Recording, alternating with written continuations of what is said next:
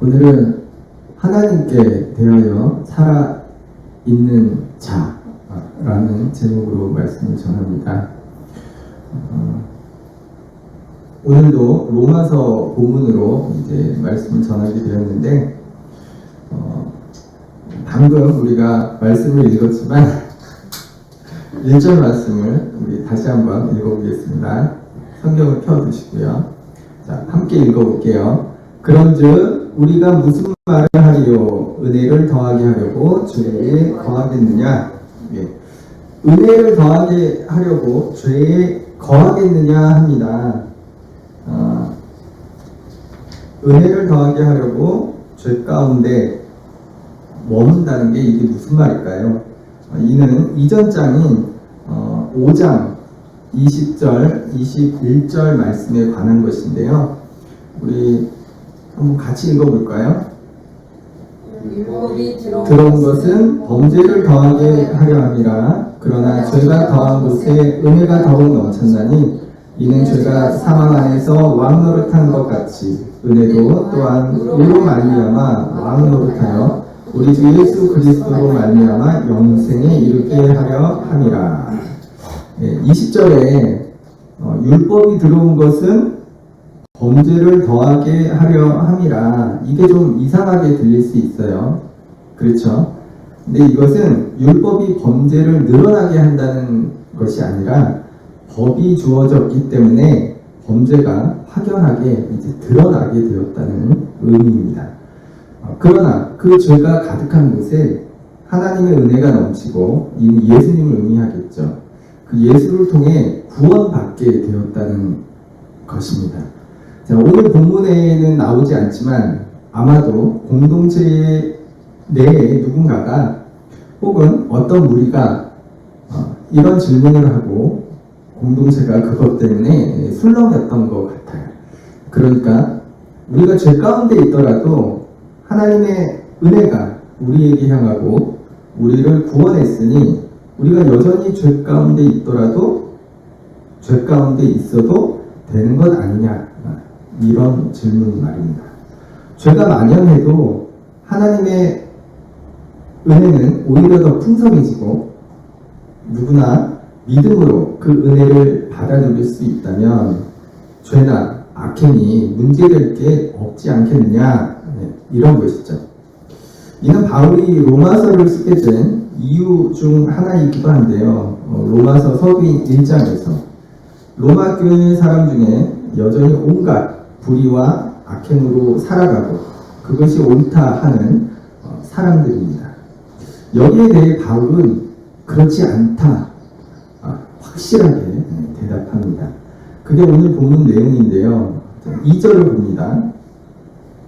함께 읽을까요? 그럴 수 없느니라. 죄에 대하여 죽은 우리가 어찌 그 가운데 더 살리려.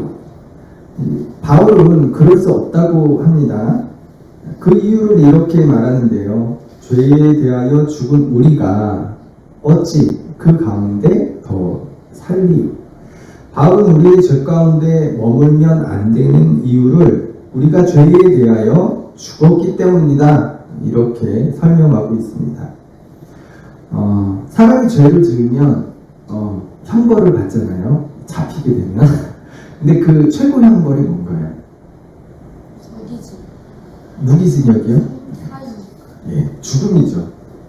죄를 지으면 형벌을 받게 되는데 그 형벌의 최고는 죽음인 거예요.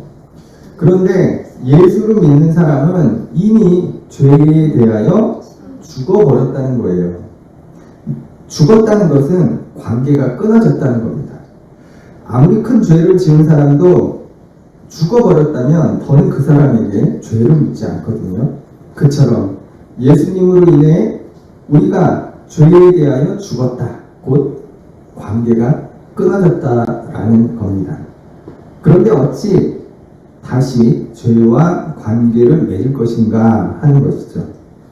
자, 3절을 보겠습니다. 함께 읽습니다. 무릇 그리스도 예수와 합하여 세례를 받은 우리는 그의 죽으심과 합하여 세례를 받은 줄을 알지 못하느냐. 자, 2절에서 죄에 대하여 죽었다는 것을 세례를 통해서 이제 설명하고 있습니다. 너희가 죄에 대하여 죽었다는 것을, 그래서 죄 가운데 더는 살면 안 된다는 것을 모르겠니?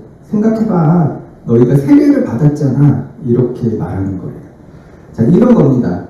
우리가 세례를 받고 예수와 연합, 곧 하나가 되었다. 그리고 예수와 하나가 될 때, 곧 우리가 세례를 받을 때, 우리는 그때 이미 예수와 함께 죽었다. 이렇게 바울이 설명하고 있는 것입니다. 4절 말씀 계속 이어서 보겠습니다.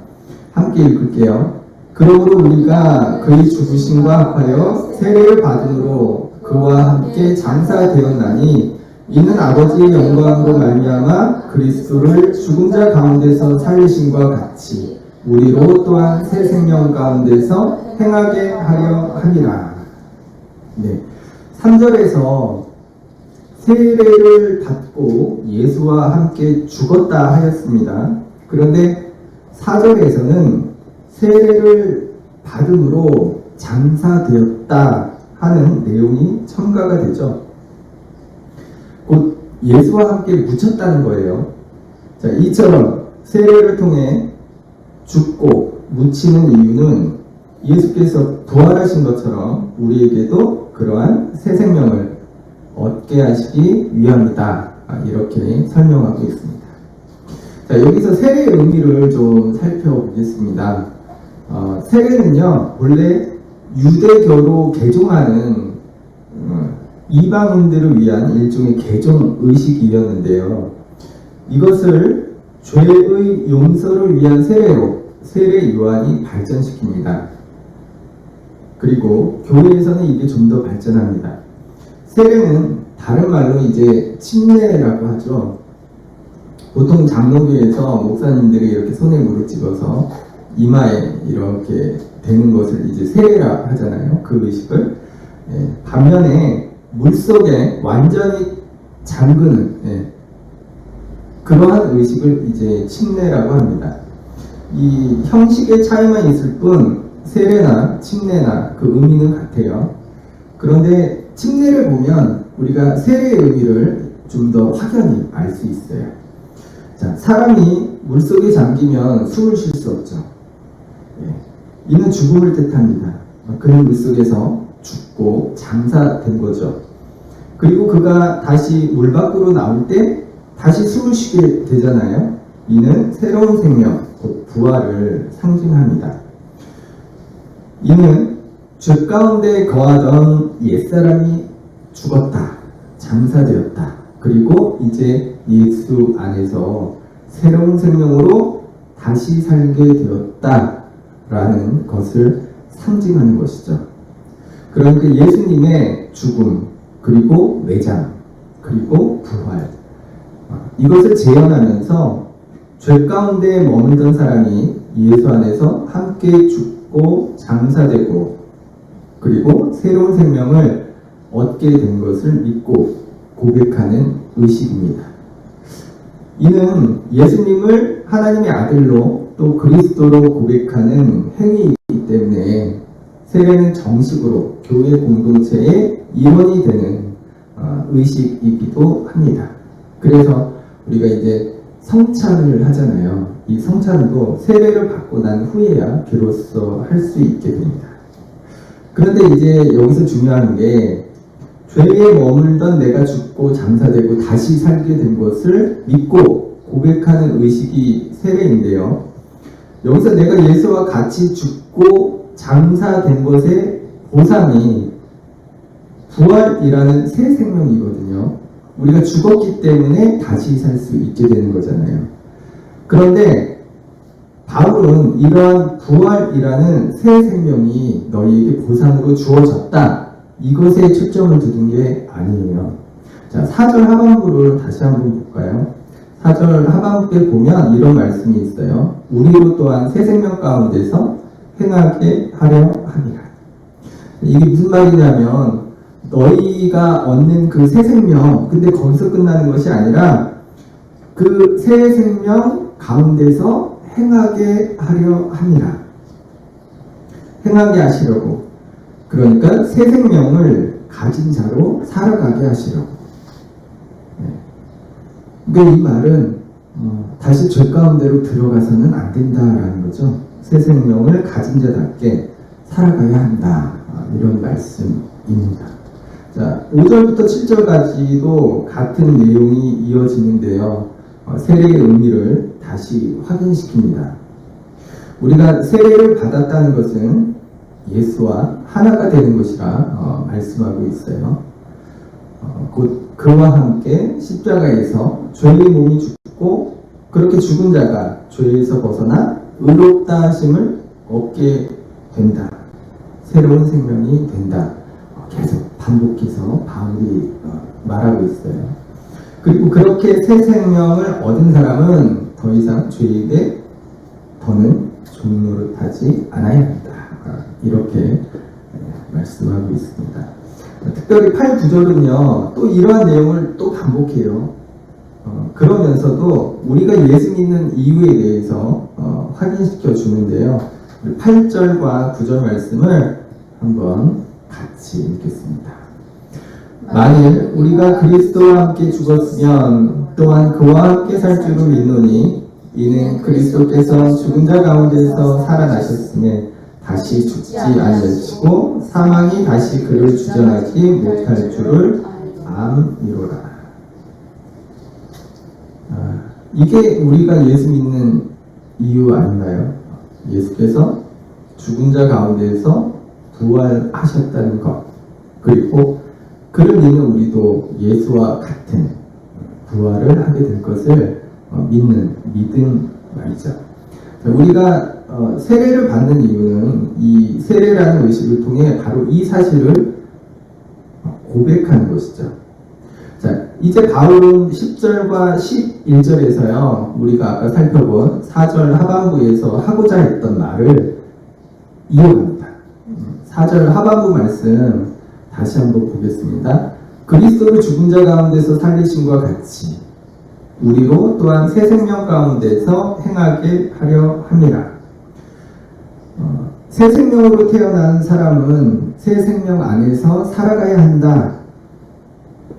이것을요 11절 말씀에서 반복하고 있는데요.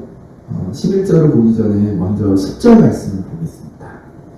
10절 그가 죽으심은 죄에 대하여 단번에 죽으심이요 그가 살아계심은 하나님께 대하여 살아계심이니. 예수께서는 죄에 대하여 단번에 죽으셨다고 합니다.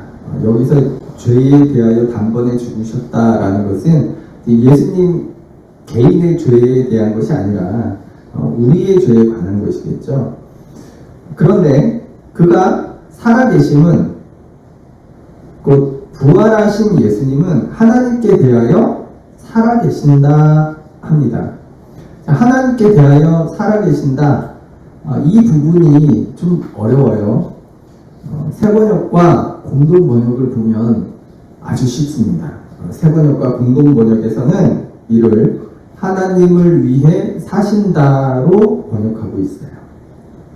자, 이어서 이제 마지막 절이죠. 11절 말씀을 우리 함께 읽겠습니다. 이와 같이 너희도 너희 자신을 죄에 대하여는 죽은 자요 그리스도 예수 안에서 하나님께 대하여는 살아있는 자로 여길지어다. 부활하신 예수님이 하나님을 위해 사시는 것처럼 너희도 죄에 대하여는 죽은 자요 하나님께 대하여는 살아있는 자로.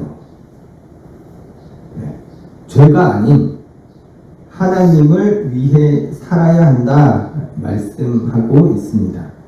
그러니까 4절 하반부에서 새 생명 가운데 행하게 하려 하신다는 것은요, 죄가 아닌 하나님을 위해 살아가는 삶에 관한 것입니다. 이렇게 간단하게 6장 1절에서 11절까지 오늘 본문 말씀을 살펴보았는데요. 정리하면 이렇습니다. 예수를 믿고도 여전히 죄 가운데 있는 사람들에게 바울이 권면하는 내용인데요.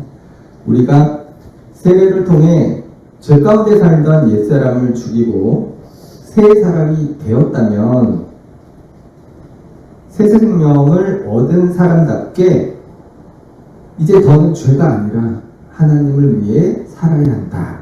이러한 권면입니다. 자, 오늘도 이렇게 설교를 마치면 좋겠는데 오늘 본문을 통해 이제 생각해 볼 것이 있어요. 죄는 무엇이고 하나님을 위해 산다는 것은 무엇인가 하는 것이죠. 자, 요한복음 3장 16절 17절에 보면 하나님은 세상을 너무 사랑하셔요. 그래서 독생자를 주십니다. 이는 그를 믿는 자마다 멸망치 않게 하시려고 그로 말미암아 세상이 구원을 받게 하시기 위함이다 말씀합니다. 그리고 마태복음 1장 21절에서는요, 예수께서 이 땅에 오신 목적에 관해 예수라는 이름을 통해 설명하는데요. 제가 읽을게요. 아들을 낳으리니 이름을 예수라 하라. 이는 그가 자기 백성을 그들의 죄에서 구원할 자이심이라 하니라. 네. 하나님은 우리를 사랑하셔서 우리가 멸망하지 않도록 예수님을 이 땅에 보내셨는데요. 예수님은 우리를 우리의 죄에서 구원하시는 것으로 우리를 멸망에서 구하신다는 거예요. 여기서 알 수 있는 게 뭘까요? 우리가 우리의 죄에서 구원을 받아야만 우리는 멸망하지 않고 구원받게 된다는 거예요. 자, 그렇다면 우리는 우리의 죄에서 구원받아야 되는데 우리가 구원받아야 할 우리의 죄는 뭘까? 네. 자, 죄가 뭘까요? 죄가 잘못한 거. 제가 그래서 사전을 찾아보았어요. 네이버에서 찾아보면 세 가지 뜻이 있어요. 첫째, 양심이나 도리에 벗어난 행위. 둘째, 잘못이나 허물로 인하여 벌을 받을 만한 일. 셋째, 종교적인 의미인데 하나님의 계명을 거역하고 그의 명령을 따르지 아니하는 인간의 행위. 근데 좀 우리가 사실 죄가 뭔지는 다 알고 있죠. 로마서 1장에도 보면요, 그 로마 교회의 문제들, 그러니까 그 사람들이 짓고 있던 죄의 종류에 대해 쭉 나열하고 있거든요. 이러한 죄의 원인은 우리가 알고 있듯이 인간의 탐욕 때문일 거예요. 창세기에서 인간이 죄를 짓게 된 이유에 대해 하나님과 같이 되려는 인간의 욕심으로 설명하고 있듯이 말이죠. 자, 그런데 욕심이 죄는 아니잖아요. 그렇죠. 누구나에게 욕심은 있는 거예요. 그러나 욕심이 과하면 탐욕이 되고 탐욕은 잘못된 행위를 가져오죠. 문제는 이제 그 행위인 거죠. 잘못된 행위. 세상이요, 죄로 가득할 때 하나님은 그 땅을 심판하셨는데요. 성경에는 이러한 두 가지 사건이 기록되어 있습니다. 하나는 노아의 홍수 심판이고요. 두 번째는 소돔의 멸망입니다. 그런데 이 두 심판의 때를 설명하는 것을 보면 공통점이 있어요. 그 때를 포악이라는 단어를 써서 표현합니다. 세상에, 그 땅에, 온 땅에 포악이 가득했다. 이렇게 말이죠. 참고로 우리가 이제 소돔 하면 동성애 생각하잖아요. 물론 이제 동성애가 소돔에 만연했을 거예요. 성경에 그렇게 기록이 되어 있으니까. 그러나 성경을 잘 보면 하나님이 소돔을 멸망하신 이유는 동성애 때문이 아니라 포악이 가득했기 때문이다. 이렇게 설명하고 있어요. 그러니까 인간의 탐욕이 포악으로 드러나게 돼요. 그리고 그 포악이 가득한 땅을 하나님이 심판하셨습니다. 자, 그렇다면 포악은 뭘까요? 포악의 사전적 의미는 사납고 악하다는 뜻입니다. 그러니까 자기의 욕심을 채우기 위해 다른 누군가에게 사납고 악해지는 것이 포악이에요. 자, 그렇다면 또 사납고 악해지는 이유는 뭘까? 자기의 만족, 자기의 욕심을 채우기 위해 나보다 약한 사람을 억압하고 착취하기 위해서죠. 빼앗기 위해서. 그래서 포악의 결과물은 압제와 착취로 나타납니다. 그래서요, 이 얘기하려고 한 거거든요. 죄가 여러 가지가 있을 거예요. 죄가 여러 가지가 있죠. 그런데 성경을 보면 하나님이 인간의 죄 때문에 세상을 심판하시는데 그 죄목이 포악이라는 거예요.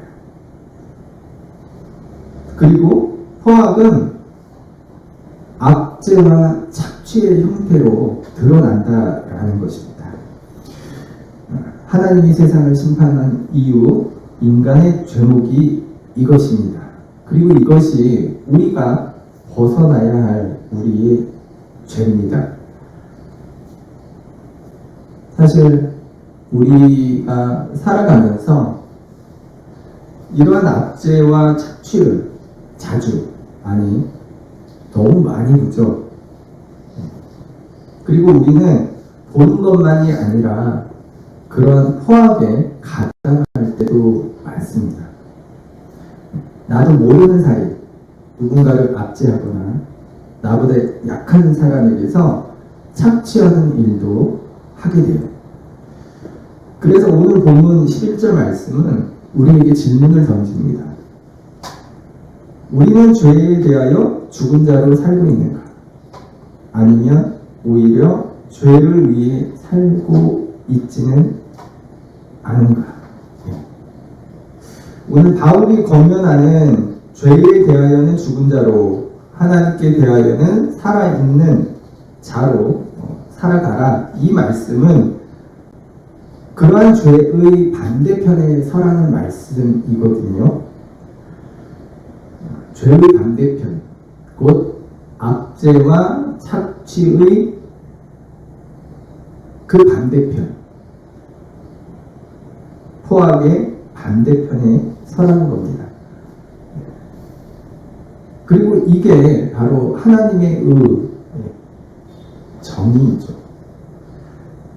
자, 그렇다면 포악의 반대편, 압제와 착취의 반대편은 어디일까요? 어디일까요? 눈물과 한숨이 있는 자리? 억압이나 착취의 고통으로 아파하는 자리, 그것들이 아닐까요? 우리 이따 교제하면서 이곳이 어디인지 한번 나눠보면 좋을 것 같아요. 여러분, 하나님께 대하여 살아있으라는 말씀, 다른 말로 하나님을 위해 살라는 말씀은요, 주일 성수하고 새벽기도 열심히 드리고 11주 열심히 하고 이런 게 아닌 거예요. 하나님을 위해 산다는 것은 하나님이 바라보시는 것을 바라보며 하나님이 원하시는 방향으로 살아가는 겁니다. 거기가 어디? 포악의 반대편 자리, 억압과 착취의 반대편 자리, 그 자리를 바라보고 그곳에 서 있는 것, 그겁니다. 또한 우리가 그렇게요, 그 반대편 자리에 있을 때 세상이 변하게 됩니다. 불의와 부정이, 포악이 머뭇거리게 되고 압제와 착취가 줄어들게 됩니다. 그리고 그 자리에 정의가 세워지게 되죠. 그리고 우리가 사는 이 땅에 교회가 자주 쓰는 말로 하나님 나라가 이루어져 간다, 혹은 이미 이루어진 하나님 나라를 확장시켜 간다, 이렇게 말할 수 있게 되는 겁니다. 그래서요, 우리가 좀 생각을 해봐야 될 것 같아요. 지금 우리가 서 있는 곳은, 또 우리가 서 있으려 하는 곳은 과연 어디일까? 혹시 압제와 착취의 자리는 아닐까? 포악의 현장은 아닐까? 혹시 우리는 그러한 자리에 오르기 위해서 오늘도 안간힘을 쓰며 살아가고 있지는 않은가? 끝으로요, 정말 중요한 거는요, 오늘 바울의 권면, 하나님에 대하여 살아있으라는 말씀, 그러니까 하나님을 위해 살라는 말씀을 우리가 오해하지 말아야 돼요. 아까도 하나님을 위해 사는 것이 주일 성수나 헌금을 잘 드리거나 뭐 이런 것이 아니라 했는데요. 또 마찬가지로 방금 설명한 억압과 착취의 반대편, 포악의 반대편에 서는 것도 알고 보면 하나님을 위해 사는 게 아니에요. 알고 보면 사실 우리를 위해 사는 겁니다. 무슨 말이냐 하면요, 부모가 자식에게 이렇게 살아야 돼, 저렇게 살아야 돼, 그러면 안 돼, 이렇게 해야 돼, 요구하죠. 가르치죠. 그래서 자식은 부모의 말을 듣고 그렇게 살아가게 됩니다. 착한 아이라면. 네. 그런데 그게 부모를 위해 사는 겁니까? 네. 알고 보면 본인을 위한 거죠. 부모의 말대로 살아가더라도 그건 부모를 위해 사는 게 아닌 거예요. 사실은 자기를 위해 사는 거죠. 하나님의 말씀도 이와 같습니다. 하나님이 이렇게 살아야 돼, 저렇게 살아야 돼, 그렇게 하면 안 돼, 네. 하시는 것도 마찬가지죠. 그리고 우리가 그 말씀에 순종하여 살아가는 건 역시 알고 보면 하나님을 위한 게 아닌 거예요. 사실 우리를 위한 것이죠. 그리고 하나님은 자기를 위해 우리에게 무언가 요구하시지 않으세요. 왜냐하면 우리의 부모가 되시기 때문에. 모든 부모가 그렇잖아요. 부모를 위해서 자식에게 요구하지, 그러기도 하는가요? 네, 하나님은 그러지 않으십니다. 다만 자식된 우리를 위해 무언가를 요구하시는 거예요. 말씀하시고. 그래서 결국 하나님을 위해 살아가는 일은 나 자신을 위한 겁니다.